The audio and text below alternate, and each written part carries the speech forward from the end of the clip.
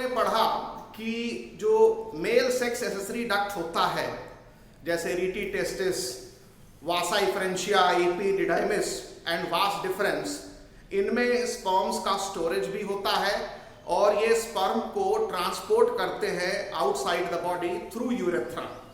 अब यहाँ पर यूरेथ्रा जो टर्म आया है उसके बारे में बता दें आपको कि यूरेथ्रा कोई एसेसरी डक्ट नहीं है, वो रिप्रोडक्टिव सिस्टम का भी पार्ट है और यूरिनरी सिस्टम का भी पार्ट है। यूरेथ्रा एक्चुअली यूरिनरी ब्लैडर से निकलता है और उससे यूरिन भी पास होता है और उससे सीमेन भी पास होता है। तो यूरेथ्रा को आप कभी भी एसेसरी डक्ट नहीं कहिएगा। और मेल सेक्स एसेसरी डक्ट जो टर्म है वो सिर्फ रीटी टेस्टिस, वासा इफ्रेंशिया, एपिडिडाइमिस और वास डिफरेंस के लिए यूज करेंगे। और फंक्शन क्या होगा मेल सेक्स एसेसरी डक्ट का? दो फंक्शन होगा, एक तो स्टोरेज ऑफ स्पर्म और दूसरा transport of the sperm outside the body through urethra. ठीक है, तो ये स्पर्म को या बेसिकली पहुंचा देंगे यूरेथ्रा तक और यूरेथ्रा से फिर वो स्पर्म जो है वो बाहर आ जाएगा। ठीक है, तो ये ध्यान रखेंगे कि जो सेमिनल वेसाइकल है वहां से स्पर्म रीटी टेस्टिस में जाएगा, रीटी टेस्टिस से स्पर्म वासा इफ्रेंशिया में जाएगा, वासा इफ्रेंशिया से स्पर्म एपिडिडाइमिस में जाएगा, एपिडिडाइमिस से स्पर्म जो है वो जाएगा वास डिफरेंस में। ठीक है, और वास डिफरेंस जो है वो स्पर्म को फिर यूरेथ्रा में भेजेगा, रास्ते में इजैकुलेटरी डक्ट भी पड़ेगा जो अभी आगे बताएंगे, एंड देन फिर स्पर्म जो है वो यूरेथ्रा में पहुंचेगा और यूरेथ्रा से फिर स्पर्म जो है वो आउटसाइड चला जाएगा। ठीक है, अब यहाँ पर ये ध्यान रखना है कि ये स्पर्म के फ्लो का डायरेक्शन है, इसमें जो ये सेमिनल वेसाइकल है ये मेन डक्ट होता है। ठीक है ना, ये ध्यान रखेंगे, दिस इज मेन डक्ट। और रीटी टेस्टिस से लेकर के जो वास डिफरेंस तक का जो डक्ट है, मतलब ये सारे के सारे चारों जो डक्ट होते हैं ये जो है ये एसेसरी डक्ट कहे जाते हैं। ठीक है, तो ये एसेसरी डक्ट्स होते हैं जिसको कि मेल सेक्स एसेसरी डक्ट कहा जाता है। यूरेथ्रा को एसेसरी डक्ट का यूरेथ्रा को एसेसरी डक्ट नहीं कहा जाता। ठीक है ना, क्योंकि ये यूरिनरी सिस्टम या आप कह सकते हैं कि इस रास्ते यूरिन आता है तो एक ऑर्गन है जो कि यूरिनरी सिस्टम का भी पार्ट है। ठीक, और इजैकुलेटरी डक्ट के बारे में जिक्र नहीं है कि इसको एसेसरी डक्ट कहेंगे कि नहीं कहेंगे, एनसीईआरटी बुक में इसका जिक्र नहीं है कि ये एसेसरी डक्ट है कि नहीं है, बट मेरे हिसाब से ये एसेसरी डक्ट इसको भी कहा जाना चाहिए, क्योंकि भाई इजैकुलेटरी डक्ट ही है जो वास डिफरेंस से यूरेथ्रा के बीच में कनेक्शन दे रहा है, तो इसको क्यों नहीं कहा जा सकता मेल सेक्स एसेसरी डक्ट। ठीक है, चलिए, तो ये हो गया एसेसरी डक्ट और मेन डक्ट के बारे में। अब यहाँ पर एक चीज ध्यान रखिएगा कि जो स्क्रोटल सैक होता है जिसके अंदर टेस्टिस होता है और स्क्रोटल सैक कनेक्टेड होता है एब्डोमिनल कैविटी से, तो ये हमने एब्डोमिनल कैविटी दिखा दिया, मान लीजिए ये एब्डोमिनल कैविटी है। ठीक है, तो इसको मान लिया एब्डोमिनल कैविटी, एब्डोमिनल कैविटी। ठीक है, और ये हो गया स्क्रोटम या स्क्रोटल सैक कहा जाता है इसको, तो स्क्रोटम हो गया या स्क्रोटल सैक हो गया। ठीक है, तो स्क्रोटम कहेंगे या स्क्रोटल सैक कहेंगे, दोनों एक ही चीज है। और ये एब्डोमिनल कैविटी है, ये स्क्रोटल सैक है और इसी में टेस्टिस होता है। ठीक, तो मान लेते हैं कि ये टेस्टिस का एंटीरियर सरफेस है और ये टेस्टिस का पोस्टीरियर सरफेस है, तो टेस्टिस के पोस्टीरियर सरफेस पर एपिडिडाइमिस चिपका रहता है, पहले भी आपको बताया जा चुका है। तो ये एपिडिडाइमिस चिपका हुआ है पोस्टीरियर सरफेस पर। एपिडिडाइमिस हाईली कॉइल्ड ट्यूब होती है जो टेस्टिस के ऊपरी सरफेस से या टेस्टिस में ऊपर से निकलती है और पोस्टीरियर सरफेस पर चिपकते हुए कहां चली जाती है, नीचे चली जाती है। ठीक है, और एपिडाइमिस का ये ऊपर वाला हिस्सा है, एपिडाइमिस का ये नीचे वाला हिस्सा है और एपिडाइमिस का ये साइड वाला हिस्सा है जो कि पोस्टीरियर सरफेस से चिपका हुआ है। तो उम्मीद करते हैं कि समझ में आ गया होगा कि एपिडाइमिस टेस्टिस के पोस्टीरियर सरफेस से चिपका रहता है। उसके बाद आप देखेंगे कि जो स्क्रोटम है और जो एब्डोमिनल कैविटी है इसके बीच में पतली सी एक बहुत ही ज्यादा लंबाई नहीं होती है, उसको इग्विनल कैनाल कहा जाता है, एक कैनाल होती है। तो ये बना दिया एक इस तरह से, ये कैनाल आपको दिख रहा है, दिस इज अ कैनाल। ठीक है, तो इसी रास्ते वास डिफरेंस इसी कैनाल से होते हुए एब्डोमिनल कैविटी में जाता है। तो ये जो पोर्शन है इसको हम इग्विनल कैनाल कह सकते हैं, इग्विनल कैनाल। इसका जिक्र एनसीईआरटी बुक में नहीं है। तो इग्विनल कैनाल किसके किसके बीच में होता है, एब्डोमिनल कैविटी और स्क्रोटल सैक के बीच में होता है। ठीक है, ये कैनाल होती है जिसके अंदर रास्ता होता है जाने का, और इसी इग्विनल कैनाल से मान लीजिए टेस्टिस को ब्लड सप्लाई आनी है, टेस्टिस में नर्व आना है, ठीक है ना, और टेस्टिस से वास डिफरेंस को निकल के बाहर जाना है, एब्डोमिनल कैविटी में जाना है, तो इसी कैनाल से होके गुजरेगा। तो फिलहाल जब हम वास डिफरेंस की बात करते हैं तो वास डिफरेंस एपिडाइमिस के निचले हिस्से से निकल करके ये इसी इग्विनल कैनाल से होकर के ये जाती है ये एब्डोमिनल कैविटी में। तो वास डिफरेंस स्क्रोटम में ही नहीं रहती, वास डिफरेंस स्क्रोटम से होते हुए ये इग्विनल कैनाल से गुजरते हुए ये पहुंच जाती है कहां पर, एब्डोमिनल कैविटी में पहुंच जाती है। ठीक है, तो दिस इज वास डिफरेंस। तो वास डिफरेंस स्क्रोटल सैक में भी है, इग्विनल कैनाल से गुजरते हुए कहां पहुंच गई, एब्डोमिनल कैविटी में पहुंच गई। तो आप इसको लिख देंगे, दिस इज वास डिफरेंस। ठीक है, ये एपिडिडाइमिस है, एपिडिडाइमिस। ठीक, तो वास डिफरेंस हो गया, एपिडिडाइमिस हो गया, और ये बीच में इग्विनल कैनाल है। अब ये इग्विनल कैनाल रास्ता देता है एब्डोमिनल कैविटी से, कोई ब्लड वेसल आ रही है, आर्टरी आ रही है न्यूट्रिएंट लेकर के टेस्टिस में, या टेस्टिस से वेन जा रही है इम्प्योर ब्लड लेकर के, तो आर्टरी का पैसेज है, वेन का पैसेज है, नर्व आ रही है इस टेस्टिस के अंदर तो नर्व का पैसेज है, वास डिफरेंस भी गुजर रहा है इसमें से, तो ये वास डिफरेंस का भी पैसेज है। तो inguinal canal gives passage for testicular artery, testicular vein, testicular nerve and vas deferens। ठीक है ना, कोई लिम्फ वेसल्स आ रही हैं तो वो भी इसी इसके थ्रू आएंगी। तो तमाम तरह के ब्लड वेसल्स, लिम्फ वेसल्स और नर्व और वास डिफरेंस को रास्ता देता है ये इग्विनल कैनाल। ठीक है, तो ये बात आपको समझ में आ गई। तो यहाँ पर ये चीज ध्यान रखना है कि जो वास डिफरेंस है वो स्क्रोटम से निकल करके एब्डोमिनल कैविटी में जाता है। अब ये वास डिफरेंस का आगे क्या होता है वो हम लोग इधर इस डायग्राम में यहाँ जो बनाने वाला हूं उसमें समझेंगे। ठीक है, अब देखें, और ये तो आपको बताया जा चुका है, जो एसेसरी डक्ट होता है ये स्पर्म का स्टोरेज भी करता है और स्पर्म के ट्रांसपोर्ट में यूरेथ्रा तक मदद करता है और फिर यूरेथ्रा से स्पर्म बाहर चला जाता है। तो अगर आपको लिखना हो कि what is function of accessory duct तो ये लिख लीजिएगा कि इसका जो फंक्शन होता है वो होता है स्टोरेज ऑफ स्पर्म।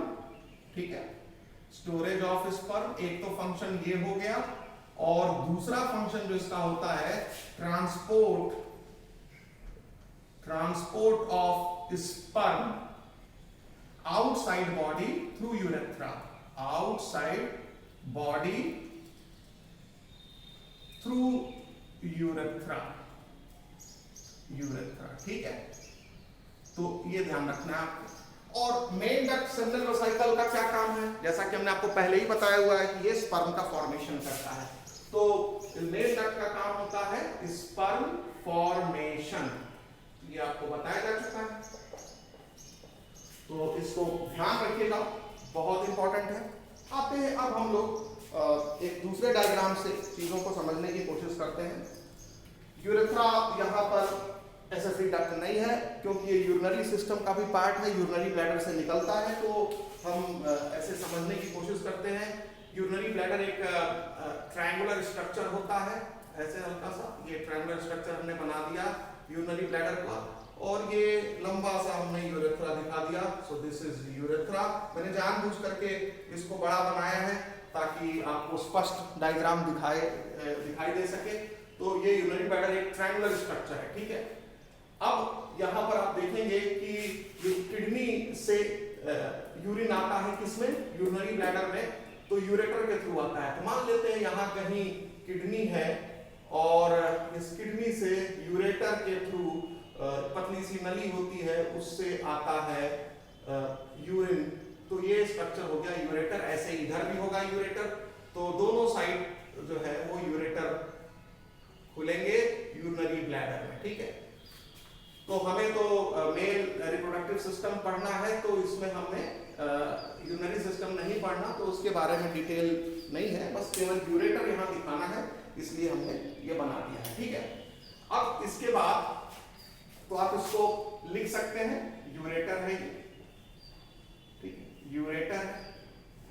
अब यूरेटर लिखने के बाद अब आप देखेंगे कि ये यूरिनरी ब्लैडर है।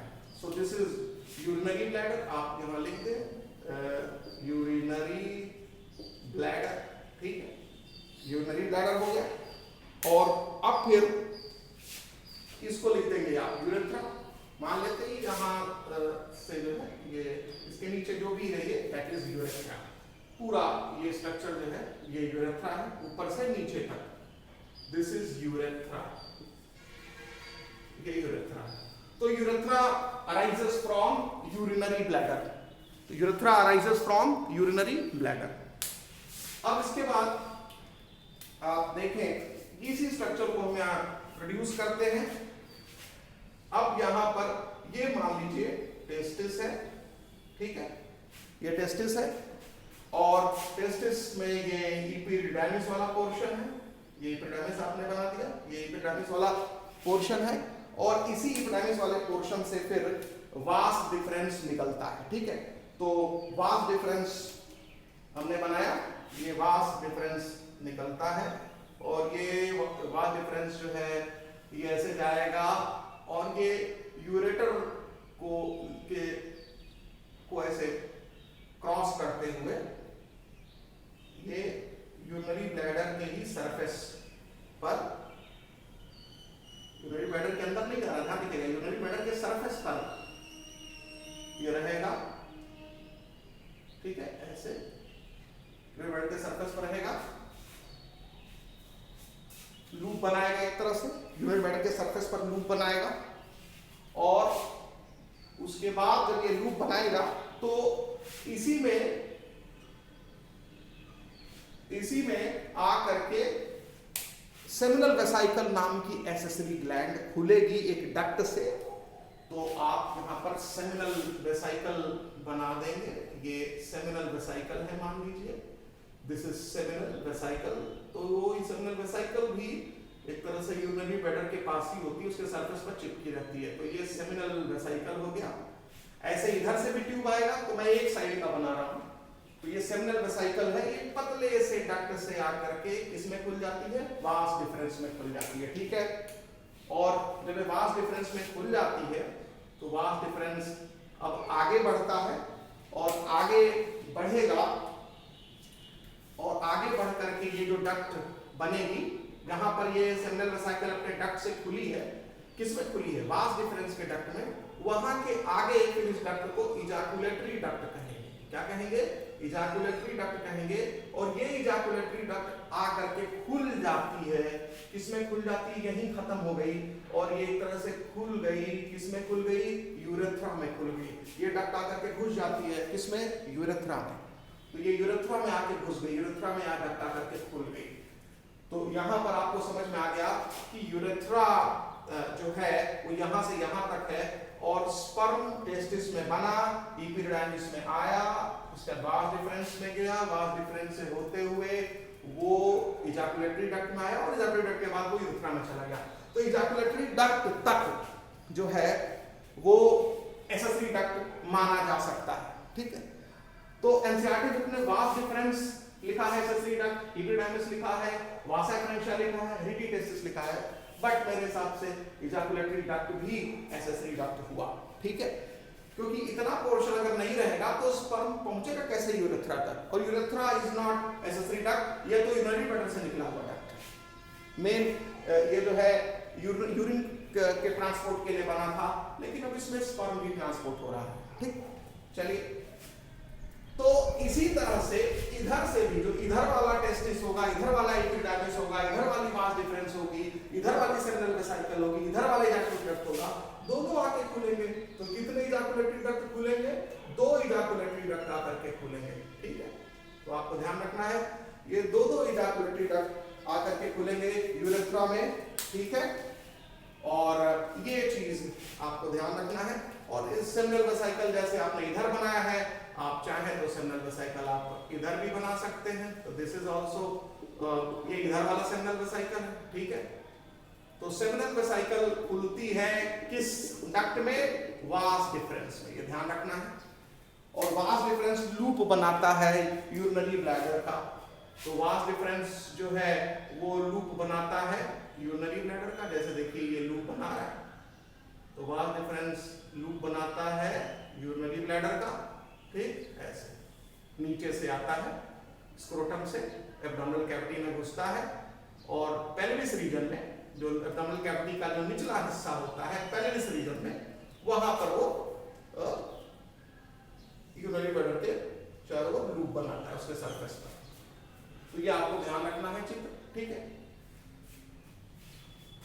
और जहां पर इजैकुलेटरी डक्ट खुलता है वो यूरेटर, एक तरह से कहा जाए तो वो यूरेटर की शुरुआती पार्ट होता है, और इसी वाले हिस्से पर प्रोस्टेट ग्लैंड लिपटा रहता है।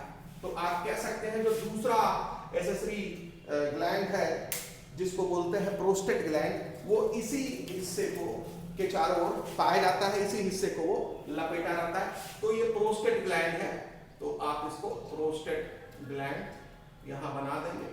ये पूरा कवर किया रहता है प्रोस्टेट ग्लैंड, इस जहां पर एक तरह से यूरिनरी ब्लैडर यूरेथ्रा का जंक्शन है उसको पूरा कवर किया रहता है प्रोस्टेट ग्लैंड। और ये प्रोस्टेट ग्लैंड से सराउंडेड रहता है, तो आपको दिखेगा नहीं यूरेथ्रा की जो ओपनिंग है यूरेटर में। तो ये पूरा का पूरा प्रोस्टेट ग्लैंड है। तो ये प्रोस्टेट ग्लैंड की संख्या 1 होती है और सेमिनल वेसिकल की संख्या 2 होती है। तो ये प्रोस्टेट ग्लैंड है जिसने यूरेथ्रा को कवर किया हुआ है, ठीक। तो दिस इज प्रोस्टेट ग्लैंड, हम यहां लिख देते हैं प्रोस्टेट ग्लैंड हो गया। एक प्रोस्टेट ग्लैंड है, और ये कहां पाया जाता है? जहां पर यूरिनरी ब्लैडर से यूरेथ्रा निकल रहा है उस जंक्शन पर, और ऐसे भी कह लें जहां इजैकुलेटरी डक्ट खुल रहा है यूरिनरी ब्लैडर और यूरेथ्रा के जंक्शन पर, या यूरेथ्रा में जो खुल रहा है इजैकुलेटरी डक्ट। तो जहां पर यूरेथ्रा में इजैकुलेटरी डक्ट खुल रहा है या जहां से यूरेथ्रा निकल रहा है ब्लैडर से, उसी को लपेटा रहता है कौन सा ग्लैंड? Prostate gland. तो प्रोस्टेट ग्लैंड के अंदर से एक तरह से देखा जाए, बीच में से होते हुए ये गुजरती है यूरेथ्रा और जाके खुल जाती है यूरिनरी ब्लैडर में। और ये प्रोस्टेट ग्लैंड खुलता है किसमें? प्रोस्टेट ग्लैंड खुलता है यूरेथ्रा में, ध्यान रखिएगा। तो प्रोस्टेट ग्लैंड की अपनी ओपनिंग होती है किसके अंदर? प्रोस्टेट ग्लैंड की अपनी ओपनिंग होती है यूरेथ्रा के अंदर, ठीक है। तो प्रोस्टेट ग्लैंड की ओपनिंग होगी यूरेथ्रा के अंदर, एकदम जंक्शन पर जहां इजैकुलेटरी डक्ट खुल रहा है उसी के आसपास प्रोस्टेट ग्लैंड भी खुल रहा है उसी यूरेथ्रा में। ये बात समझ में आ गई? अब इसके बाद फिर आप देखेंगे थोड़ा सा नीचे जब आएंगे आप यूरेथ्रा में, तो आपको यहां पर 1 पेयर ग्लैंड मिलेगी जिसको कहेंगे बल्बो यूरेथ्रल ग्लैंड। ये भी खुलती है, बल्बो यूरेथ्रल ग्लैंड भी खुलती है, ठीक है। ये बल्बो यूरेथ्रल ग्लैंड है, यूरेथ्रा में खुलती है। तो ये 2 बल्बो यूरेथ्रल ग्लैंड आप बना देंगे। तो आप इसको लिख लें बल्बो यूरेथ्रल ग्लैंड। ये हो गया बल्बो यूरेथ्रल ग्लैंड, ठीक है। तो बल्बो यूरेथ्रल ग्लैंड की ओपनिंग आपको बता दी प्रोस्टेट ग्लैंड से थोड़ा सा नीचे। उसके बाद फिर बल्बोरेथ्रल ग्लैंड जहां खत्म होता है वहीं से जो मेल एक्सटर्नल जेनिटेलिया है जिसको पेनिस कहा जाता है वो शुरू होता है। तो पेनिस में आप देखेंगे इस तरह से स्ट्रक्चर होता है, ये पेनिस की शुरुआत है, ये दिस इज पेनिस, ठीक है, ये पेनिस है ये, और ये स्ट्रक्चर हो गया, ये आप देखेंगे दिस इज स्क्रोटम, अब आपको क्लियर हो गया ये स्क्रोटम है, ठीक है। तो यहां पर ये आपको क्लियरली बता दिया गया कि जो स्क्रोटम होता है वो ये है, एब्डोमिनल कैविटी, ये जो आपने चित्र में देखा था एब्डोमिनल कैविटी, ये बीच में आपको जो कैनाल दिख रहा है, ये जो बीच में आपको कैनाल दिख रहा है वो इक्विनल कैनाल दिख रहा है, ठीक है। तो इक्विनल कैनाल हो गया, इससे बाहर डिफरेंस बाहर निकली, एब्डोमिनल कैविटी है, हमने इसको एसी लिख दिया, ये स्क्रोटल सैक है यानी इसको स्क्रोटम मान लिया, एस हो गया, ठीक है। ये टेस्टिस है, ठीक, ये एपिडिडाइमिस है, इसको ई लिख दिया, और ये वास डिफरेंस है, वीडी मैं इसको लिख देता हूं, वास डिफरेंस है ये, so this is vas deferens, इसको मैं वीडी लिख दिया, और ये सेमिनल वेसिकल है, आप देखिए यहां पर सेमिनल वेसिकल है ये, तो सेमिनल वेसिकल, ठीक, सेमिनल वेसिकल की संख्या 2 होती है, प्रोस्टेट ग्लैंड की संख्या 1 होती है, तो हम सेमिनल वेसिकल 2 लिख दे रहे हैं, बल्बोरेथ्रल ग्लैंड की संख्या जो है वो 2 होती है। तो आप यहाँ 3 ग्लैंड देख रहे हैं जो कि अलग अलग डक्ट्स में खुल रही हैं, स्पेशली सेमिनल वेसिकल खुलती है वास डिफरेंस में, प्रोस्टेट ग्लैंड खुलता है, प्रोस्टेट ग्लैंड जो है वो खुलता है जहां पर इजैकुलेटरी डक्ट मर्ज कर रही है यूरेथ्रा से उस जंक्शन पर या उसी के नियर अबाउट किसी जगह पर, और बल्बोरेथ्रल ग्लैंड खुलता है यूरेथ्रा में, ठीक है, प्रॉपर यूरेथ्रा में खुलता है। तो यहाँ पर ये चीजें आपको समझ में आ गई। अब ये जो एक्सटर्नल जेनिटेलिया है इसको पेनिस कहा जाता है, पूरा यहाँ से लेकर के यहाँ तक ये पेनिस है। पेनिस का जो टिप होता है, ऊपरी हिस्सा होता है, ये पेनिस का तो ऊपरी हिस्सा, ये निचला हिस्सा, मतलब ये जो टिप ऑफ पेनिस होता है वो स्वेलन होता है, वो ब्रॉड होता है, उसको ग्लांस बोला जाता है। तो आप ध्यान रखेंगे ये जो हिस्सा होता है पेनिस का, this is called glans, glans penis या सिर्फ ग्लांस कहते हैं, और पेनिस का जो निचला ये नीचे वाला हिस्सा होता है, ठीक है ना, बेस वाला पार्ट होता है, इसको शैफ्ट कहा जाता है।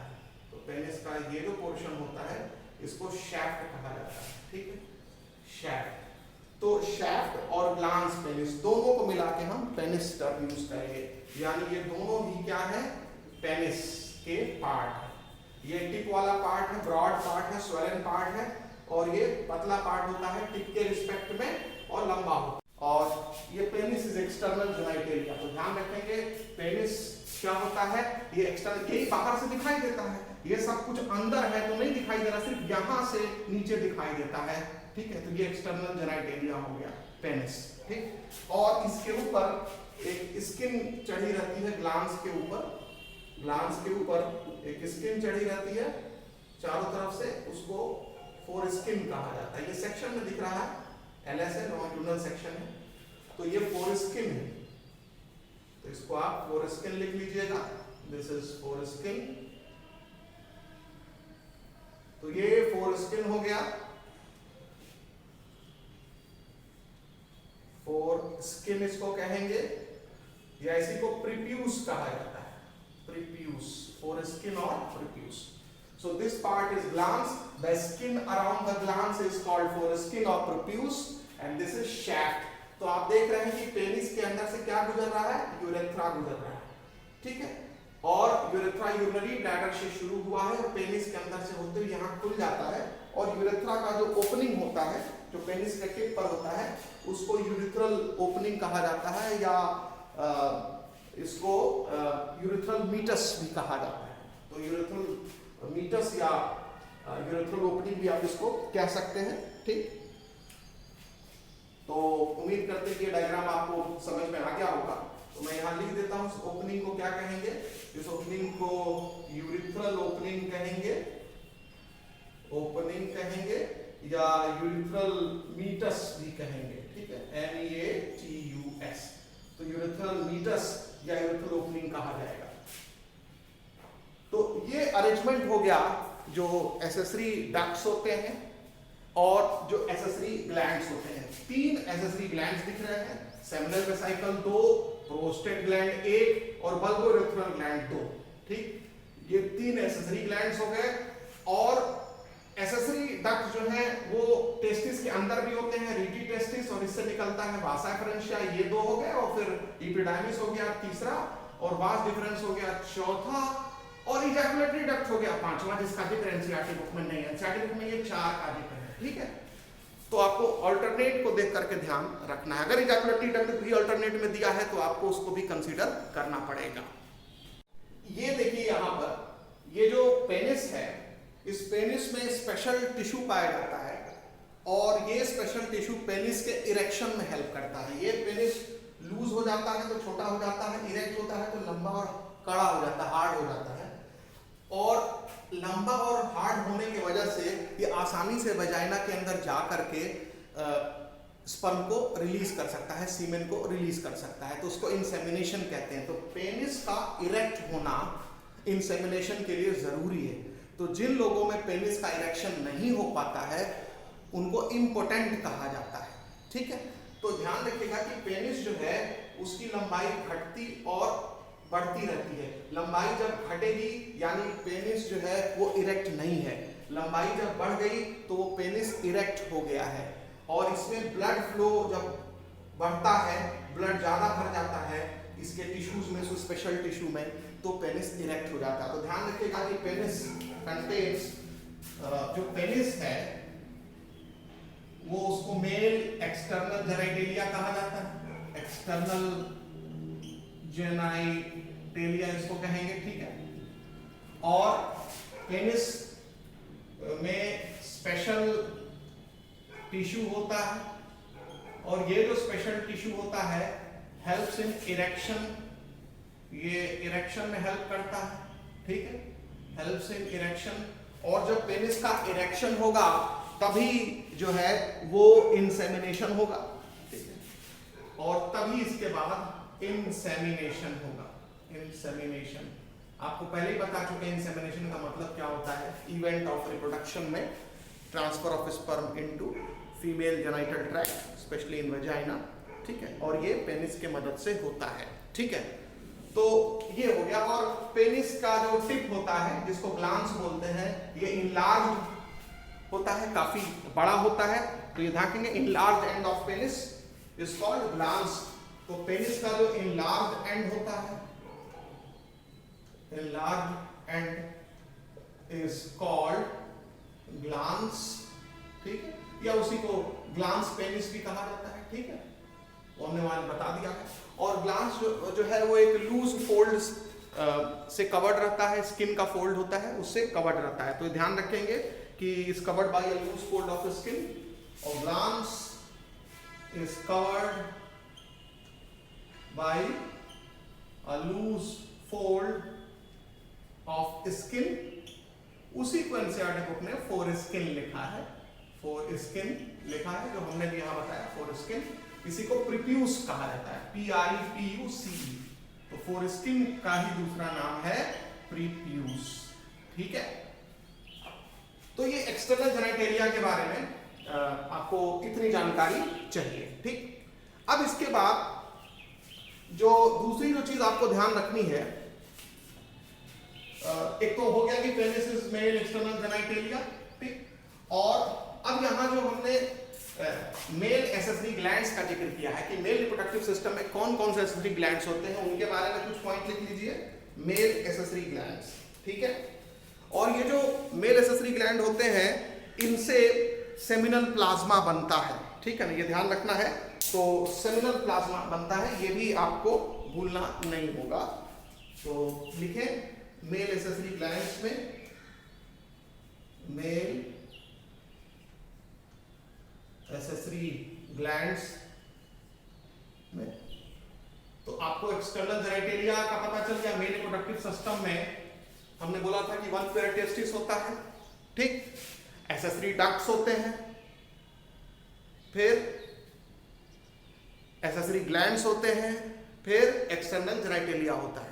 तो टेस्टिस का डिस्कशन हो गया, एसेसरी डक्ट का डिस्कशन हो गया, एक्सटर्नल जेनाइटेलिया का डिस्कशन हो गया। अब क्या है, एसेसरी ग्लैंड्स का। आपने यहाँ चित्र में तो एसेसरी ग्लैंड को देख ही लिया है, सेमिनल वेसिकल, प्रोस्टेट ग्लैंड और बल्बोरेथ्रल ग्लैंड, उन्हीं को यहाँ मेंशन कर लेना है।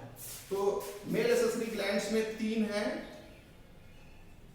सेमिनल वेसिकल ये 2 होते हैं, ठीक। दूसरा है प्रोस्टेट ग्लैंड, प्रोस्टेट ग्लैंड की संख्या 1 होती है, ठीक। उसके बाद तीसरा जो है वो बल्बोयूरिथ्रल ग्लैंड, ठीक है। इसकी संख्या भी 2 होती है। ये क्लियर हो गया। अब यहां पर ये ध्यान रखना है कि इन तीनों से ही सेमिनल प्लाज्मा सिक्रीट होता है। क्या निकलता है? सिक्रीट सेमिनल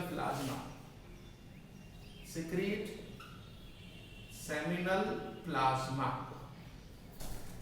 जब इजैकुलेशन होता है पेनिस से वजाइना में, तो जो फ्लूइड निकलता है उसको सेमिनल प्लाज्मा कहते हैं, और उसके अंदर जो स्पर्म है वो टेस्टिस से बन के आता है। तो याद रखिए, इस फ्लूइड को सेमिनल प्लाज्मा और स्पर्म को मिला के सीमेन कहा जाता है। तो सीमेन के 2 कंपोनेंट होते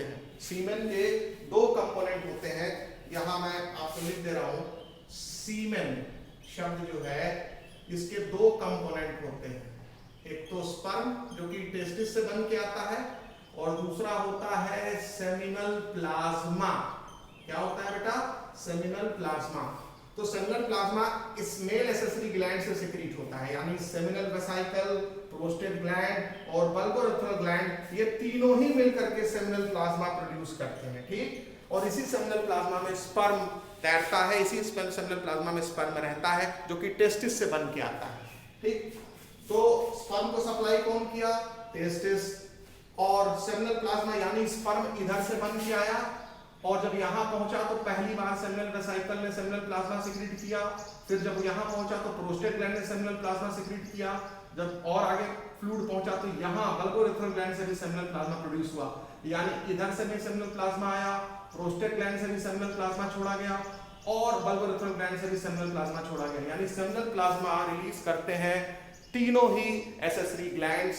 तो वही एनसीईआरटी में लिखा है कि सेमिनल वेसिकल, प्रोस्टेट ग्लैंड और बल्बोरेथ्रल ग्लैंड सिक्रीट सेमिनल प्लाज्मा इन सीमेन, ठीक है।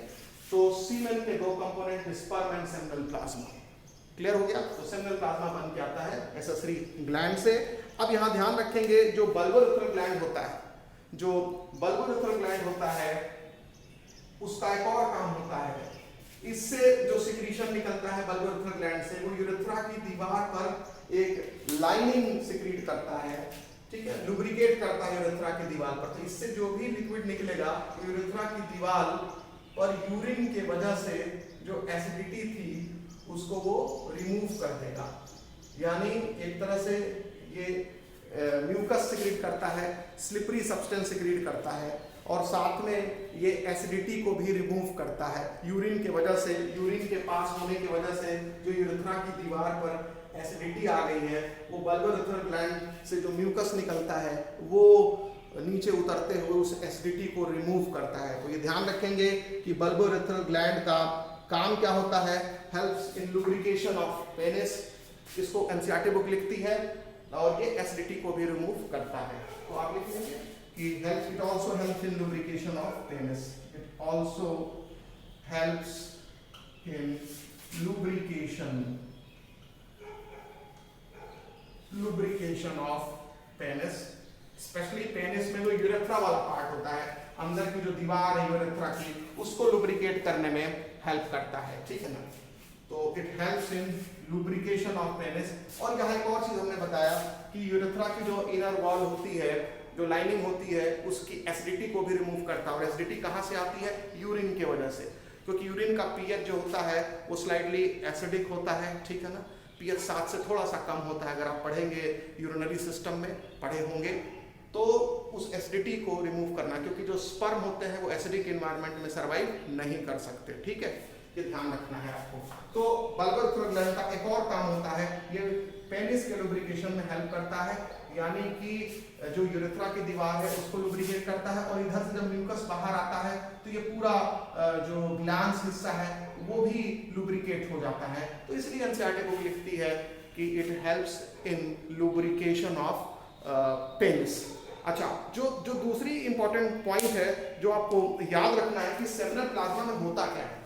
अब देखिए, सेमिनल प्लाज्मा में न्यूट्रिएंट्स भी होते हैं जो स्पर्म के न्यूट्रिशन के लिए ज़रूरी होते हैं।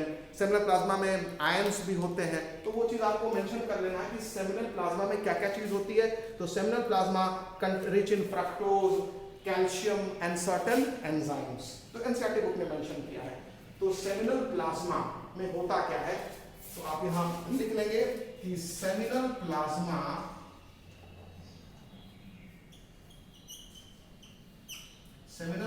में होता क्या है। तो सेमिनल प्लाज्मा में फ्रक्टोज होता है, ध्यान रखेंगे, यानी जो सीमेन निकलता है उसमें फ्रक्टोज भी होता है, इसमें कैल्शियम आयन होते हैं, ठीक, और इसमें सर्टेन एंजाइम्स होते हैं। तो ये आप मेंशन कर लेंगे, सर्टेन एंजाइम्स, सर्टेन एंजाइम्स, ठीक है। तो सर्टेन एंजाइम्स होते हैं, कैल्शियम आयन और फ्रक्टोज। फ्रक्टोज जो है वो स्पर्म को न्यूट्रिशन देता है, कैल्शियम आयन स्पर्म के एक्टिवेशन के लिए जरूरी होता है। और यहाँ जिस एंजाइम का जिक्र है वो एक्चुअली जब सीमेन निकलता है तो वो क्लॉटेड फॉर्म में निकलता है। तो जब क्लॉटेड फॉर्म में निकलेगा तो सारे स्पर्म जो हैं वो बंधे होंगे। भाई कोई चीज़ जमी रहती है तो उसके अंदर जो एलिमेंट्स होंगे मूव तो कर नहीं पाएंगे, तो वजाइना में निकलने के बाद फिर वो क्लॉट डिसॉल्व होता है, तब वो फिर स्पर्म अलग अलग होते हैं और फिर वो यूट्रस से होते हुए फैलोपियन ट्यूब तक पहुंचते हैं। तो सीमेन एक क्लॉट के रूप में रिलीज होता है। तो क्लॉट कराने वाला एंजाइम क्लॉटिंग एंजाइम भी होगा, और जब वजाइना में जाने के बाद जो क्लॉट डिसॉल्व होगा तभी ना स्पर्म रिलीज होंगे। तो क्लॉट डिसॉल्विंग एंजाइम भी होता है और क्लॉटिंग एंजाइम भी होता है। तो ये वो एंजाइम है, ठीक है। एनसीईआरटी बुक में इसके बारे में डिटेल में मेंशन नहीं है, बट उसने इतना मेंशन कर दिया है कि सेमिनल प्लाज्मा में फ्रक्टोज होता है, कैल्शियम आयन होता है और सर्टेन एंजाइम्स होते हैं। तो इस तरीके से हमने आपको ये बता दिया है कि मेल एसेसरी ग्लैंड कौन कौन से होते हैं, उनका क्या फंक्शन है, जो मेल एक्सटर्नल जेनिटलिया है उसका क्या फंक्शन है, ठीक है, और वो किस तरह से उसका स्ट्रक्चर है। इसके बाद फिर हमने आपको बताया है कि जो मेल सेक्स एसेसरी डक्ट्स हैं उनके क्या स्ट्रक्चर्स हैं, कैसे उनका अरेंजमेंट है और उनके क्या फंक्शन है, और फिर जो टेस्टिस है उसका क्या स्ट्रक्चर है और उसका क्या फंक्शन है। यहाँ पर एक चित्र और मैं बनाना चाहूँगा जो कि एनसीईआरटी बुक में बनाया गया है। वो सेक्शनल व्यू है जो कि साइड से आपको पेल्विस रीजन में जो सिचुएशन है मेल रिप्रोडक्टिव सिस्टम की वो समझाने की कोशिश करेगा। आइए देखते हैं कि उस चित्र को कैसे समझना है।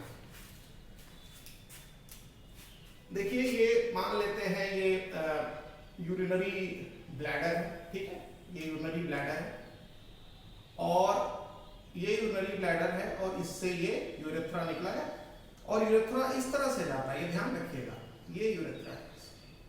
हम लोग जब इसके पहले वाला डायग्राम बनाए थे उसमें यूरेथ्रा सीधा दिख रहा था क्योंकि वो फ्रंट व्यू था, ये साइड व्यू है। तो यूरेथ्रा ऐसे लूप ऐसे बना के जाता है, ये हो गया यूरेथ्रा, ठीक। और इसके बाद फिर हम लोगों ने पेनिस बनाना है, ये पेनिस वाला पार्ट हो गया और ये स्क्रोटम हो गया, ठीक है, ये स्क्रोटम हो गया, ये स्क्रोटम बन गया। और उसके बाद फिर ये पीछे वाला पार्ट एलिमेंट्री कैनाल का ये रेक्टम वाला पार्ट है और ये फिर ये एनस है, ठीक है, ये इस तरह से, ठीक, ये आपको ध्यान रखना है। और ये पीछे फिर वर्टिब्रल कॉलम्स है, ये सब वर्टिब्रा वाला पार्ट होता है, एनसीईआरटी बुक में आप देखे होंगे, सैक्रम और लंबर वर्टिब्रा और ये सब ये वर्टिब्रा वाला पार्ट है, ठीक, ये ध्यान रखना है। और ये एलिमेंट्री कैनाल वाला रेक्टम वाला पार्ट है और ये एनस है, सो दिस इज एनस, ठीक। ये डाइजेस्टिव सिस्टम एलिमेंट्री कैनाल का पार्ट है, दिस इज रेक्टम। ये साइड व्यू है, सेक्शनल व्यू है, इस पोजीशन में ये व्यू सेक्शनल व्यू है, ठीक है, ये रेक्टम हो गया। तो इसको आपने लिख दिया रेक्टम। ये रिलेटिव पोजीशन है रिप्रोडक्टिव सिस्टम से रिलेटेड ऑर्गन्स और बाकी ऑर्गन्स की। और ये आप लिख सकते हैं वर्टिब्रल कॉलम है, वर्टिब्री है सब, ठीक है। और अब ये है स्क्रोटम, ये है पेनिस। तो ये पेनिस आपने बनाया, ये आगे का एब्डोमेन का पोर्शन, ये सामने वाला पोर्शन है, ठीक है। This is penis, this is scrotum, ये साइड व्यू है। अब यहाँ पर ये चीज ध्यान रखना है आपको कि एक बोन जब आप सेक्शन काटेंगे तो सामने ये जो पेल्विक गर्डल का सामने जो है वो प्यूबिस पार्ट आता है, ठीक है ना। तो प्यूबिस सिम्फाइसिस जो सामने है वो कटी हुई दिखाई देगी, तो वो आप बना लेंगे प्यूबिस, ठीक है। तो वो एक प्यूबिस आप ऐसे दिखा देंगे, दिस इज प्यूबिस, एकदम सामने होता है यूनिबट के ठीक सामने, ठीक है। तो ये प्यूबिस का सेक्शन कटा हुआ, क्योंकि पेल्विक गर्डल जो है वो ऐसे जाएगी, ये पेल्विक गर्डल ऐसे आएगी और उधर वाली ऐसे जाएगी, क्योंकि पेल्विक गर्डल दो हाफ से बना होता है, ये इस तरह से, ठीक है। तो ये हड्डी का ये कटा होगा, और हड्डी का अगर बीच में मान लें, अगर बीच से सेक्शन है तो बीच में एकदम प्यूबिस सिम्फाइसिस होती है, या अगर थोड़ा इधर हट के आएंगे तो वो प्यूबिक बोन होगी, ठीक है। तो आप यहाँ प्यूबिस इसको लिख सकते हैं। तो ये हो गया प्यूबिस। ये एनसीईआरटी बुक में नहीं लिखा है, लेकिन मैं इसको ऐसे ही यहाँ मेंशन कर दे रहा हूँ, ठीक है। अब इसके बाद आप देखेंगे ये टेस्टिस है, आपने यहाँ टेस्टिस बनाया, ठीक, और इसको आपने लिख दिया टेस्टिस। और ये पेनिस है, और ये पेनिस का स्किन है, ये ग्लांस वाला पोर्शन है, ग्लांस के ऊपर ये स्किन दिखा दिया, वही स्किन फोल्ड या प्रीप्यूस, ये पेनिस है। मेन जो चीज यहाँ ऑब्जर्व करनी है वो क्या है कि जो वास्ट डिफरेंस निकलता है एपिडाइमिस के निचले हिस्से से, वो एसेंड करता है एब्डोमेन में, और वो लूप बनाता है किसके अराउंड, यूरिनरी ब्लैडर के अराउंड लूप बनाता है। ये नहीं कि यहीं से निकला और यहाँ आके खुल गया यूरेथ्रा, तो यही बदल रहे हैं, this is urethra, this is urinary bladder. तो वास्ट डिफरेंस निकला और किधर से जाएगा, वो इधर से जाएगा कि ऐसे जाके खुलेगा कि ऐसे लूप बना के खुलेगा, या लूप बना के खुलेगा, ये इंपॉर्टेंट है। तो आइए देखते हैं कि वास्ट डिफरेंस जो है वो कैसे लूप बना करके खुलता है। तो पहले एपिडाइमिस बनाना पड़ेगा आपको, तो आपने एपिडाइमिस बना दिया, ठीक, ये एपिडाइमिस आपने बना दिया। और एपिडाइमिस टेस्टिस के किस सरफेस पर होता है, पोस्टीरियर सरफेस पर। ये आगे वाला, इसे देखिए, ये मैं आगे से देख रहा हूँ, ये आगे से देख रहा हूँ, ये पीछे है।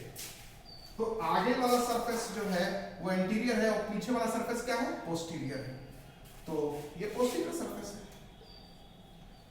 पोस्टीरियर सरफेस है, ठीक, टेस्टिस का। ये पोस्टीरियर साइड है और ये एंटीरियर साइड है, इधर से देखेंगे एंटीरियर, इधर देखेंगे पोस्टीरियर। अब यहां से वास्ट डिफरेंस निकलेगा, it will ascend into abdomen and form loop around urinary bladder. तो यूरिनरी ब्लैडर से वो लूप बनाएगा, ये ध्यान रखेंगे, ठीक है। और फिर उसमें सेमिनल वेसिकल आके खुल जाएगी। आप यहां पर वास्ट डिफरेंस बनाते हैं, ये देखिए स्क्रोटम से निकल करके एब्डोमिनल कैविटी में आया, और एब्डोमिनल कैविटी में आ करके ये ऐसे देखिए लूप बनाया है, ये लूप बनाया। तो आप वास्ट डिफरेंस को आपने बनाया, ठीक है, और देखिए ये लूप बना रहा है,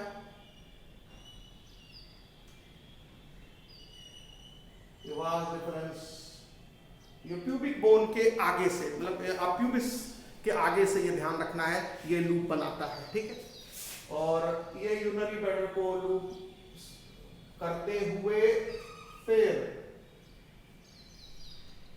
ये यूरिनरी ब्लैडर को लूप करते हुए नीचे आया, तो आप देख रहे हैं वास्ट डिफरेंस एसेंड्स।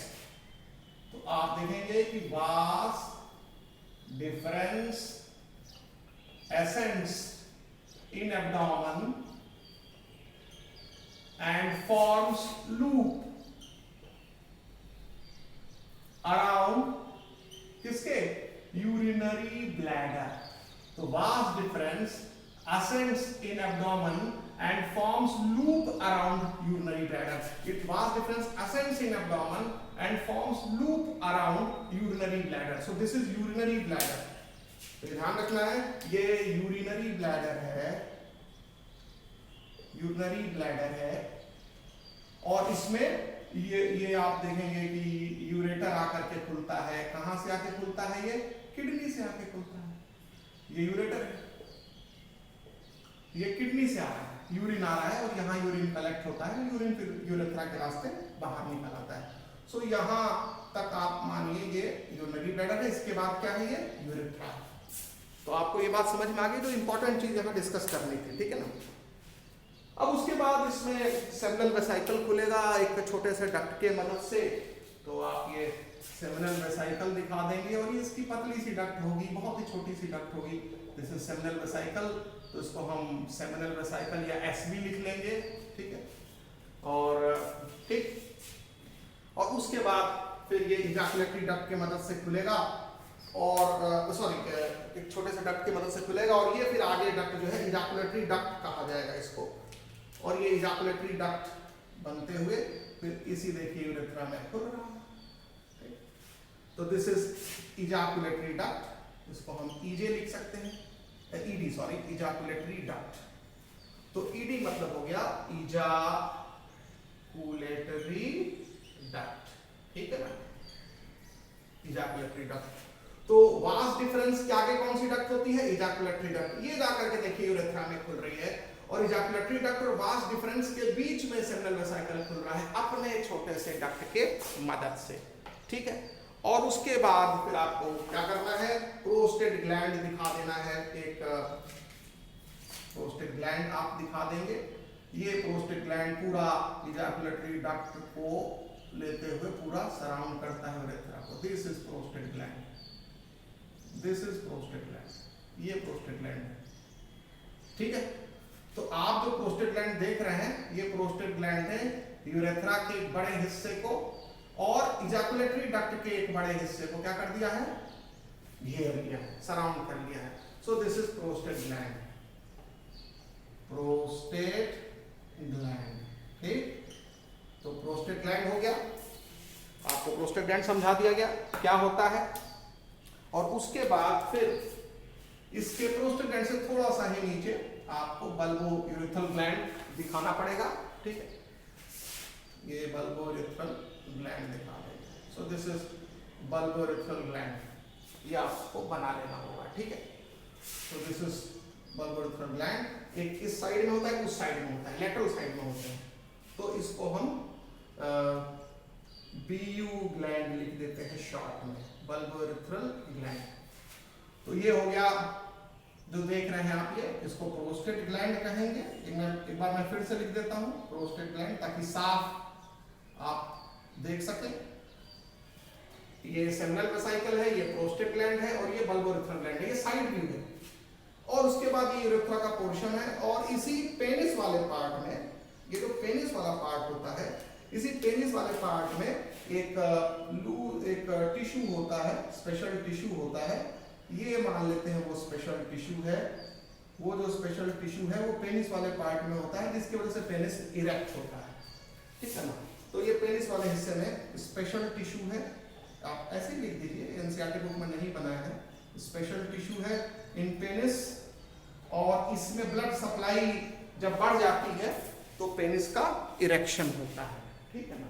तो इस तरीके से ये एक साइड व्यू जानना जरूरी था आपका। और बाकी इसमें जो ध्यान रखना है वो ये कि जो वास डिफरेंस होती है वो स्क्रोटम से निकलते हुए एब्डोमिनल कैविटी में असेंड करती है, असेंड मतलब चढ़ना, और उसके बाद वो यूरिनरी ब्लैडर को लूप करते हुए फिर यूरेथ्रा में आके खुलती है। तो ये कोर्स होता है वास डिफरेंस का, ये नहीं कि डायरेक्ट नहीं खुल गया यूरेथ्रा में। Now we will discuss about female reproductive system. Female reproductive system is also located in pelvis region. जैसे कि male reproductive system pelvis region में लोकेटेड था या रहता है, उसी तरीके से जो फीमेल रिप्रोडक्टिव सिस्टम है वो भी पेल्विस रीजन में ही लोकेटेड रहता है, ठीक है। और जो फीमेल रिप्रोडक्टिव सिस्टम होता है उसमें 1 पेयर ओवरीज आते हैं, 1 पेयर ओविडक्ट आते हैं जिनको फैलोपियन ट्यूब्स भी कहा जाता है, 1 uterus, 1 cervix, 1 vagina and external genitalia आता है। तो आइए देखते हैं फीमेल रिप्रोडक्टिव सिस्टम में कौन कौन से ऑर्गन्स होते हैं तो female reproductive system, female reproductive system, it is located in pelvis region. जैसे male reproductive system pelvis region में लोकेटेड रहता है, उसी तरह से फीमेल रिप्रोडक्टिव सिस्टम भी फीमेल इंडिविजुअल के कमर वाले हिस्से में लोकेट करता है, एब्डोमिनल पार्ट में जो निचला हिस्सा होता है, ठीक है। तो लोकेटेड इन पेल्विस रीजन, ठीक है। उसके बाद फीमेल रिप्रोडक्टिव सिस्टम में कौन कौन से पार्ट आते हैं, तो इसमें आप लिख लेंगे ओवरीज आते हैं, ओवरीज 1 पेयर, ठीक है। इसके बाद इसमें ओविडक्ट्स आते हैं, ओविडक्ट्स, इन्हीं को फैलोपियन ट्यूब कहा जाता है, फैलोपियन ट्यूब कहा जाता है, ठीक। और फैलोपियन ट्यूब्स की भी संख्या 1 पेयर होती है, तो ये ध्यान रखेंगे, ये भी 1 पेयर होते हैं। उसके बाद तीसरा जो पार्ट आता है वो होता है यूट्रस। यूट्रस जो है वो एक होता है, सिंगल। फिर यूट्रस के नीचे सर्विक्स होता है, सर्विक्स भी एक होता है। फिर वेजाइना, वेजाइना भी एक होता है। और फिर एक्सटर्नल जेनिटेलिया, एक्सटर्नल, जैसे मेल में एक्सटर्नल जेनिटेलिया होता है, बाहर से भी कुछ पार्ट्स दिखाई देते हैं, पेनिस, उस तरह से फीमेल में भी बाहर से कुछ पार्ट दिखाई देते हैं, उसको एक्सटर्नल जेनिटेलिया कहा जाता है, एक्सटर्नल जेनिटेलिया, ठीक है। तो ये हो गया फीमेल रिप्रोडक्टिव सिस्टम में कौन कौन से पार्ट होते हैं। तो आप देखेंगे ओवरीज हो गए, ओविडक्ट हो गया, यूट्रस हो गया, सर्विक्स हो गया, वेजाइना हो गया और एक्सटर्नल जेनिटेलिया हो गया, ठीक है। इसमें ओवरी, ओविडक्ट, यूट्रस, सर्विक्स और वेजाइना ये बाहर से नहीं दिखाई देते, ये बाहर से नहीं दिखाई देते, अंदर होते हैं। लेकिन जो एक्सटर्नल जेनिटेलिया है ये बाहर से दिखाई देता है, तो इसलिए इसमें एक्सटर्नल वर्ड लगा है, बाकी में एक्सटर्नल वर्ड नहीं लगा है, ठीक है। इसके अलावा फीमेल रिप्रोडक्टिव सिस्टम के अलावा एक और ऑर्गन होता है जिसको जो ग्लैंडुलर होता है, जिसको मैमरी ग्लैंड कहा जाता है। तो mammary gland is not a part of female reproductive system, उसको रिप्रोडक्टिव सिस्टम का पार्ट नहीं कहेंगे, वो अलग से एक ऑर्गन होता है जो कि एक तरह से उसको हम कह सकते हैं कि ये फीमेल का सेकेंडरी सेक्सुअल कैरेक्टरिस्टिक है वो। तो मैमरी ग्लैंड इज, तो मैमरी ग्लैंड क्या होता है, तो मैमरी ग्लैंड जो होता है it is not a sex organ. पहली चीज तो ध्यान रखिएगा, यहां ध्यान रखेंगे, not a sex organ of female, ठीक। तो ये सेक्स ऑर्गन नहीं है फीमेल का, बल्कि ये है क्या, ये सेकेंडरी सेक्सुअल कैरेक्टरिस्टिक माना जाता है मैमरी ग्लैंड, एक फंक्शनल मैमरी ग्लैंड का पाया जाना फीमेल में। तो यहां पर आप मेंशन कर लेंगे कि मैमरी ग्लैंड जो है one of the secondary sexual characteristic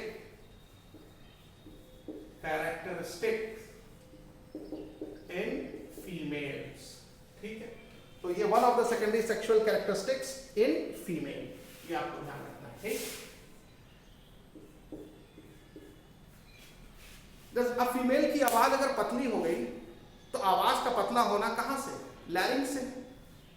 तो लैरिंक्स के वजह से आवाज पतली हो गई, फीमेल की हाई पिच वॉइस होती है, तो अब कहिए कि फीमेल की आवाज पतली हो गई लैरिंक्स के वजह से, तो ये तो सेकेंडरी सेक्सुअल कैरेक्टर हो गया फीमेल का।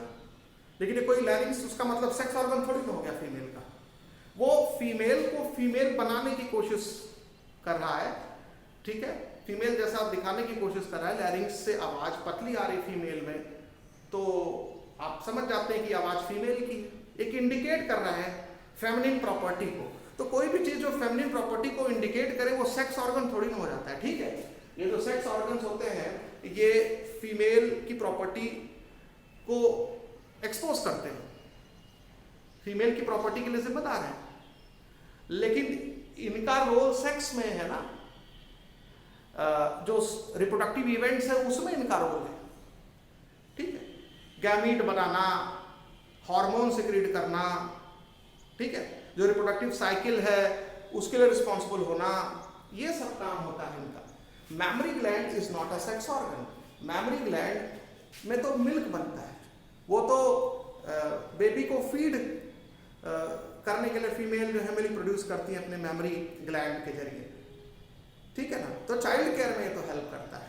हाँ, लेकिन जब फीमेल में मेंस्ट्रुअल साइकिल चलती है या फीमेल में जब प्रेगनेंसी आती है, स्पेशली जब प्रेगनेंसी की बात हम करेंगे तो उसमें आप उसके बॉडी में कुछ चेंजेस देखते हैं। स्पेशली जब प्रेगनेंसी का टाइम आता है तो आप देखते हैं मेमोरी ग्लैंड डेवलप होने लगता है, बड़ा होने लगता है, उसके अंदर एल्वेलाई जिसके अंदर मिल्क बनता है, वो सब चीज़ें जो है वो डेवलप होने लगती हैं, तो वो कोरिलेटेड है।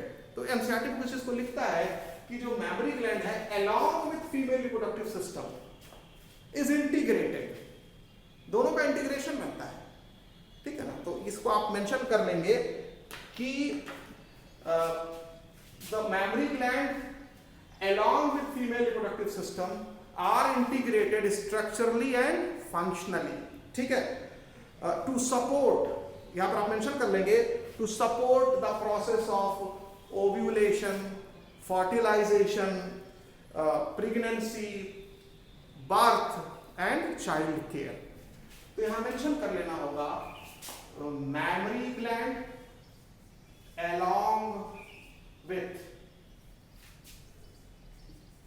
या female reproductive system along with memory gland, ये लिख लें।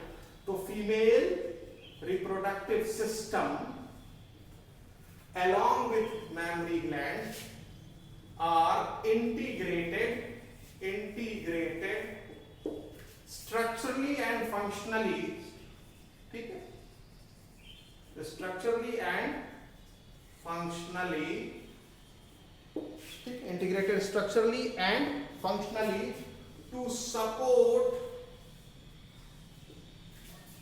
the process of ovulation, to support the process of ovulation, to support the process of ovulation,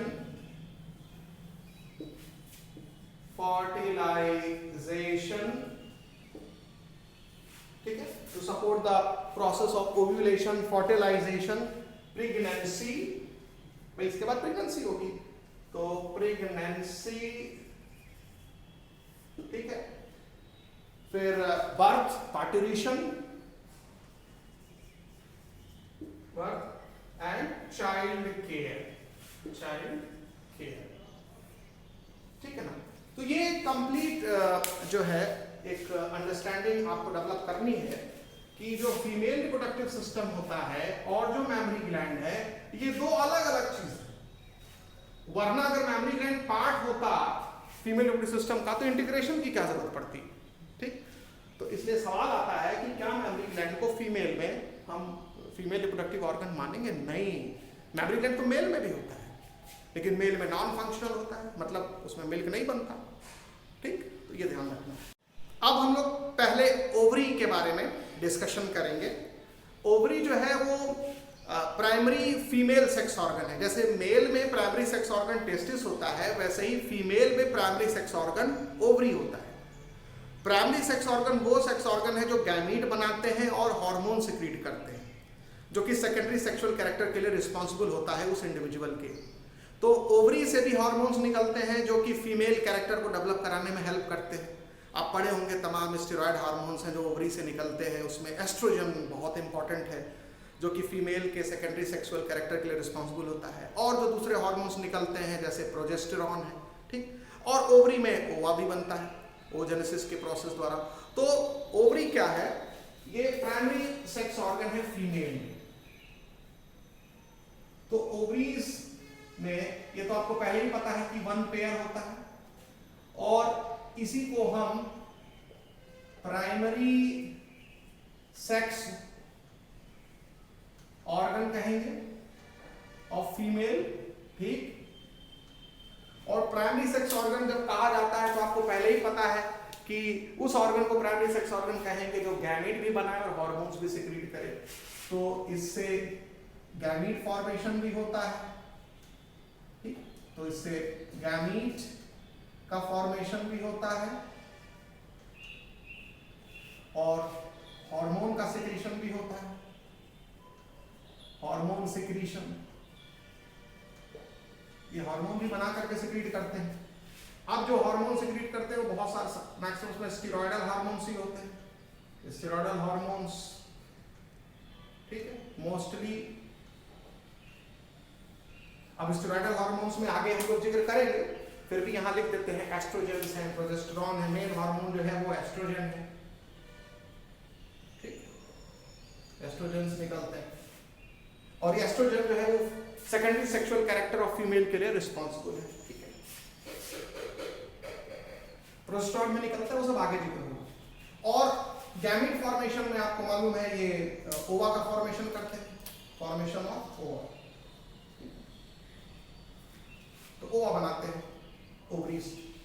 अब ये जो ओवरी है इनकी लोकेशन वही होगी पेल्विस रीजन में। जब हमने बोल दिया कि फीमेल रिप्रोडक्टिव सिस्टम कहाँ लोकेटेड होता है, lower part of abdomen, lower part of abdomen, और लोअर पार्ट ऑफ एब्डोमेन को क्या बोलते हैं, पेल्विस, तो वहीं पर ओवरी भी लोकेटेड होती हैं। पेल्विस में या एब्डोमेन के निचले हिस्से में दोनों साइड में पेयर्ड होती हैं, तो लेफ्ट एंड राइट साइड में होगी ओवरी, एक इधर और एक इधर। तो ओवरीज जो है लोकेटेड इन, यहाँ पर आपको ध्यान रखना है, ओवरी जो है वो लोकेट करती हैं each side of lower abdomen, located in each side of lower abdomen, उसी को पेल्विस कहते हैं, ठीक है, पेल्विस रीजन। तो each side of lower abdomen ये ओवरी की लोकेशन होती है, ठीक है। और ओवरी की जो लेंथ होती है वो 2 से 4 सेंटीमीटर होती है, एनसीईआरटी बुक में लिखा हुआ है।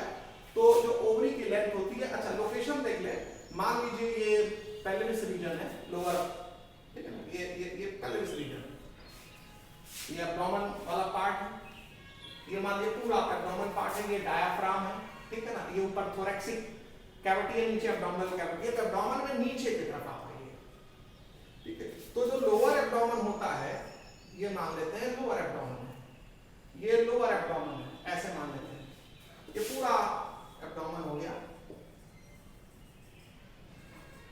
और ये एब्डोमेन में ये इसको हम लोअर एब्डोमेन कह सकते हैं, लोअर एब्डोमेन, या किसी को पेल्विस कहा जा सकता है, क्या कहा जा सकता है, पेल्विस। तो लोअर एब्डोमेन या पेल्विस इसको कहा जा सकता है, ठीक है। और इसी में यूट्रस भी होता है, फलोपियन ट्यूब भी होती है। तो ऐसे में एक मॉडल डायग्राम बना रहा हूं, ये मान लीजिए फलोपियन ट्यूब है और ये यूट्रस है, ऐसे दिखा दिया, ये यूट्रस ऐसे दिखा दिया, ठीक है, ये तो ये मान लेते हैं यूट्रस है, ठीक है। इसको मान लिया ओविडक्ट है, ठीक है, ये ओविडक्ट का फनल है, आगे चल के हम लोग इसको डिटेल में पढ़ेंगे, अभी केवल ओवरी की लोकेशन हम दिखा रहे हैं। और ये एब्डोमेन है, ये देखिए ये पेल्विक वॉल है, एब्डोमेन लोअर एब्डोमेन की दीवार है। तो जब आप ओवरी यहां बनाएंगे, ये ओवरी है, ठीक है, ये ओवरी है, तो ओवरी जो पेल्विक वॉल होती है उससे भी कनेक्टेड होती है और यूट्रस के वॉल से भी कनेक्टेड होती है, वरना ओवरी अगर किसी से कनेक्टेड नहीं होगी तो इधर उधर लुढ़कती रहेगी। तो एक जगह फिक्स रहना है ओवरी को, तो उसको किसी मेम्ब्रेन से, किसी पट्टी से जुड़ा रहना पड़ेगा, दीवार से, उसके चारों तरफ जो भी अटैचमेंट स्ट्रक्चर्स है उनसे। तो आपको ध्यान रखना है कि ओवरी जो है वो लिगामेंट के मदद से पेल्विस वॉल से अटैच, ये पेल्विस की दीवार है, तो ये मान लीजिए दीवार है, तो और यहां तक ये पूरा यहां से यहां तक एब्डोमेन है, ये लोअर एब्डोमेन है, और इसी को पेल्विस रीजन बोलते हैं, कमर वाला रीजन। तो कमर वाले रीजन की जो दीवार होगी पेल्विस वॉल होगी, तो ये पेल्विस की वॉल है, या उसको पेल्विक वॉल भी कहा जाता है, और इससे अटैच रहता है, तो उसको पेल्विक लिखिए, तो ये अटैच रहता है लिगामेंट की मदद से। तो ovary is attached to pelvic wall by help of ligament. तो ये लिगामेंट हो गया, ओवरी लिगामेंट के मदद से पेल्विक वॉल से अटैच रहती है, और ये यूट्रस की वॉल से भी अटैच रहती है। It is also connected to uterine wall, तो ovary is also connected to uterus, तो ये यूट्रस है ना, ये देखिए ये फैलोपियन ट्यूब है, ये यहाँ से यहाँ तक फैलोपियन ट्यूब है, ये फैलोपियन ट्यूब है, और ये यूट्रस है, और ये नीचे सर्विक्स हो गया, उसके नीचे वजाइना हो गया। तो यूट्रस है, ये सर्विक्स है, सी लिख दिया, उसके नीचे क्या है, वजाइना हो गया, और ये ओविडक्ट। तो ये यूट्रस की दीवार से भी अटैच रहती है लिगामेंट की मदद से। तो आप देख रहे हैं ovary is attached to the pelvic wall and uterus, ovary is attached to the pelvic wall and uterus by help of ligament, ठीक है। तो ये लिगामेंट की मदद से अटैच होती है। और जो ओवरी की साइज है, ओवरी बहुत छोटा होता है, 2 से 4 सेंटीमीटर साइज जो है वो मेंशन है एनसीईआरटी बुक में, लेंथ है एक्चुअली इसका। तो जो लेंथ ऑफ ओवरी है, ये ध्यान रखिएगा, length of ovary 2 to 4 centimetre, this is length of ovary, length of ovary. तो ओवरी की जो लंबाई होती है वो 2 से 4 सेंटीमीटर होती है, ठीक है। तो आपको ओवरी की लोकेशन, ओवरी का अटैचमेंट किससे होता है। एक चीज और बता दें कि ओवरी का अटैचमेंट पेल्विक वॉल से होता है, यूट्रस के वॉल से होता है, प्लस ओवरी का अटैचमेंट फैलोपियन ट्यूब के वॉल से भी होता है। हालांकि एनसीईआरटी बुक में वो चीज मेंशन नहीं है, हम लोग को पहले इंश्योर करना है एनसीईआरटी बुक की लाइन बाय लाइन को, उसके बाद इफ वी हैव टाइम हम लोग आगे की भी चीजें डिस्कस करेंगे। बट सवाल ज्यादातर तो आपको एनसीईआरटी बुक से ही मिलेंगे, तो कमांड पहले एनसीईआरटी बुक की लाइन बाय लाइन को करना है आपको।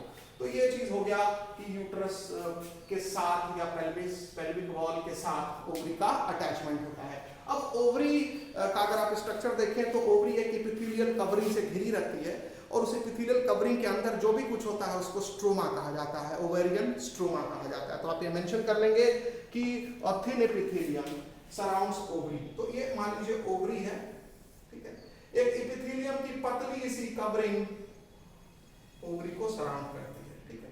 तो हम ऐसे ये एपिथेलियल सेल्स दिखा दिए, epithelial covering, thin epithelial covering. Epithelium की कवरिंग अक्सर थिन ही होती है, स्ट्रेटिफाइड एपिथेलियम होगा तो मोटा होगा, लेकिन सिंपल एपिथेलियम होगा तो वो पतला होगा, ठीक है। तो थिन एपिथेलियम कवरिंग, तो थिन एपिथेलियम कवरिंग,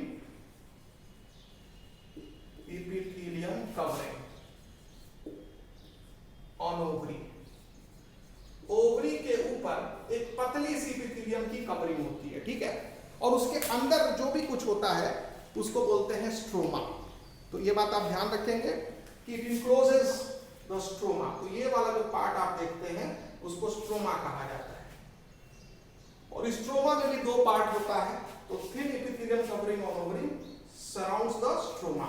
ये जो कवरिंग है किसको सराउंड करता है, encloses the stroma, encloses the ovarian stroma, ovarian stroma. Stroma term आपको कई जगह मिलेगा डिफरेंट, कोई भी सॉलिड टिश्यू होता है, सॉलिड ऑर्गन होता है, तो एक मेम्ब्रेन अगर उसके ऊपर चढ़ी हुई है तो मेम्ब्रेन को हटा के अंदर का जो भी पार्ट होगा उसको क्या बोलेंगे, स्ट्रोमा। तो ओवरी के अंदर भी स्ट्रोमा होता है, ठीक है ना।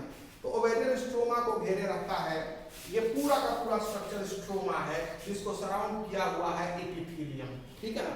और ये स्ट्रोमा में 2 पार्ट होते हैं, peripheral cortex and inner medulla. तो ओवरी में बाहर कॉर्टेक्स होता है और अंदर की तरफ मेडुला होता है।